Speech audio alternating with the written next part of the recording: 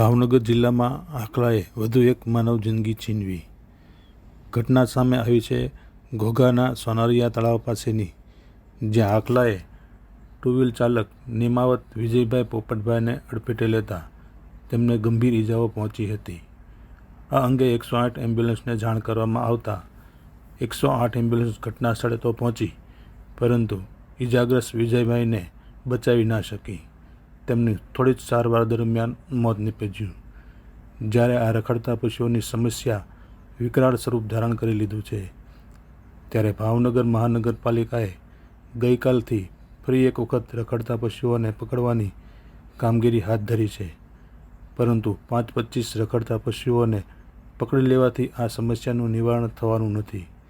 ત્યારે સહેજે સવાલ થાય છે કે આ રખડતા પશુના કારણે મહામૂલી જિંદગી છીનવાઈ રહી છે, અને આનો નિવેડો ક્યારે આવશે તે તો સમય જ બતાવશે.